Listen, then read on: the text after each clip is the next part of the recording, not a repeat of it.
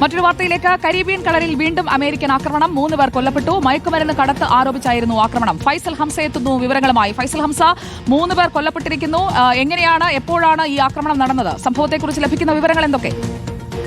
സുജയ സൂചിപ്പിച്ചതുപോലെ ഈ ആക്രമണം കരീബിയൻ മേഖലയിൽ വലിയ സംഘർഷാവസ്ഥയിലേക്ക് നയിക്കുകയാണ്. അമേരിക്കയുടെ ഏകപക്ഷീയമായ ആക്രമണങ്ങൾ, പ്രത്യേകിച്ച് വെനസ്വലയെ ലക്ഷ്യമിട്ടാണ് ഡൊണാൾഡ് ട്രംപിന്റെ ഈ ആസൂത്രിതമായ ആക്രമണം നടക്കുന്നത്. ട്രംപ് പറയുന്നത് അമേരിക്കയിലേക്ക് മയക്കുമരുന്ന് കടത്ത് നടത്തുന്നത് പ്രധാനമായിട്ടും വെനസ്വലയിൽ നിന്നാണ്. അത് വെനസ്വലൻ പ്രസിഡന്റ് നിക്കോളാസ് മദുറോ അടക്കമുള്ളവർക്ക് ഈ മയക്കുമരുന്ന് റാക്കറ്റുമായി ബന്ധമുണ്ട് എന്നുള്ള ഒരു ആരോപണം ട്രംപ് നേരത്തെ ഉന്നയിച്ചിരുന്നു. അതിന് പിന്നാലെ തുടർച്ചയായി കരീബിയൻ കടലിൽ ആക്രമണം നടത്തുന്നുണ്ട്. ഇന്ന് നടത്തിയ ആക്രമണത്തിൽ 3 പേർ കൊല്ലപ്പെട്ടിരിക്കുന്നു എന്നുള്ളതാണ് അമേരിക്ക പുറത്തുവിട്ടിരിക്കുന്നത്. മാത്രമല്ല, കഴിഞ്ഞ ആഴ്ചകളിൽ 2 ആക്രമണം നടന്നു. അതിലാകെ 7 പേർ കൊല്ലപ്പെടുകയും ചെയ്തിട്ടുണ്ട്. തുടർച്ചയായി ആക്രമണം ഉണ്ടാകുന്നു. വെനസ്വലയ്ക്ക് ഇതിൽ പരാതിയുണ്ട്, മെക്സിക്കോക്ക് പരാതിയുണ്ട്, സമീപ രാജ്യങ്ങൾക്കെല്ലാം ഇക്കാര്യത്തിൽ വലിയ പരാതിയുണ്ട്. കാരണം അതിർത്തി ലംഘിച്ചുകൊണ്ടാണ് അമേരിക്ക ഇത്തരമൊരു ആക്രമണം നടത്തുന്നത്.